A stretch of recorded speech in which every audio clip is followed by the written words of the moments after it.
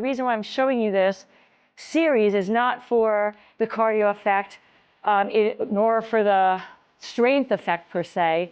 It is for the loading of your bones. Hi, welcome to the Judy Terrell Show, where I explore topics intended to optimize every body 50, 60, 70, and above. Hi, everybody, and welcome to episode number 4 in my 4-part series on exercise and lifestyle interventions to reverse and prevent osteopenia and osteoporosis. All right, this is episode number 4. If you haven't watched episode number 1, I will link it in the bio or the verbiage underneath this. Please go back and watch the first 5 minutes, because that's when I explain, the history of osteopenia and osteoporosis, the parameters of it, how many people are affected, the fact that it's the silent killer, and the ranges for the definitions of those two diseases, and then explaining why I'm doing this video series, because lifestyle interventions, the meta-analysis of the current research science on osteopenia and osteoporosis shows that we can reverse it by just making lifestyle changes with our exercise, if it's not too advanced yet, without having to go to the medical route, because honestly, there's no good medicines for this osteopenia, osteoporosis. I'm not saying that there isn't time where you have to use them, but if we can avoid using them because we're doing lifestyle intervention by doing the right exercise training, then that is the route I think that we need to go, right? And hopefully you agree, and that's why you're watching this video. All right, I'm doing a progression. We are in episode number 4. Episode number 1 was less loading, number 2, number 3, number 4, and then as we go, I'm giving more and more load. You can start at any level depending on your history. If you've been a fit person and you've been doing exercise for a while, and you are lower, you're negative 2.4 or less or more, higher density of the bone, then you probably can do any of these 6 at any, like starting off with them. But if you're lower than negative 2.4 and into osteoporosis, negative 3, negative 3.5, you definitely want to do the progression, because you can actually injure yourself because your bones are so fragile and low density that doing something that might actually strengthen them can actually break them. So, if you're not sure, start with the lower ones at the first 2 in the series, and consult with your doctor and or your trainer or support team, health support team that you're working with one-on-one. All right, that said, we are now in the 4th progression, okay? This is called a double leg vertical jump, all right?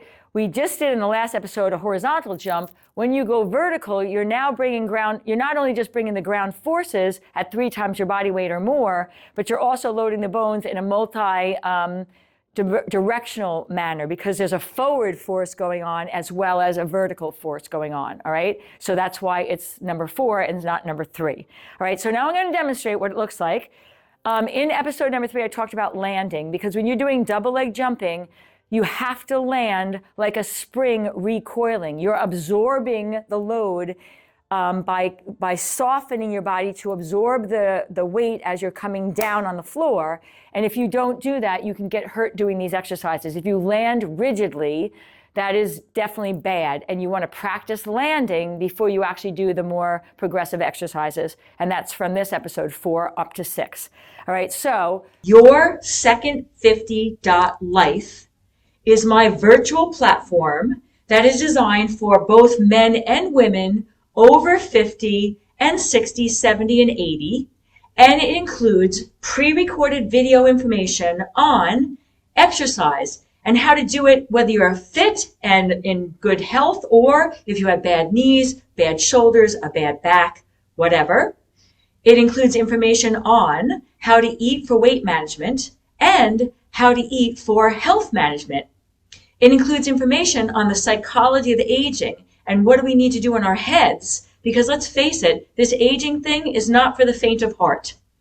So Your Second 50.life is a virtual platform of resources that you can access at your own leisure, but it also includes 2 times a month live video coaching with me, so that you can bring your own individual questions and get individual coaching, as well as have access to all the information on the pre-recorded videos.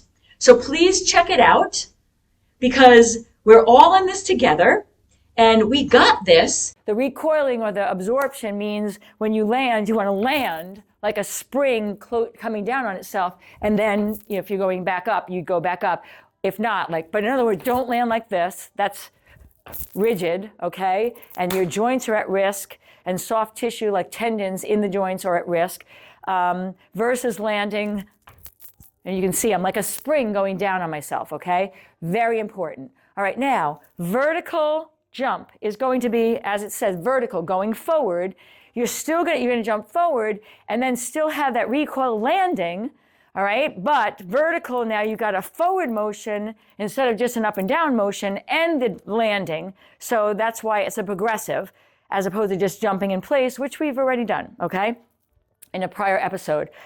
It doesn't matter how far you go. I have osteoarthritic knees. My vertical is going to be pathetic, but it doesn't matter because it's the loading of the ground forces that we're after. So, if you've got a little baby vertical jump, that is fine. If you can jump further and as you get stronger and your bones are responding appropriately, you might be able to get further out. But I'm saying this because you do want to jump forward, but don't get overly self-judgy if you feel like you're not going far enough, because you're going to see mine's moderate at best.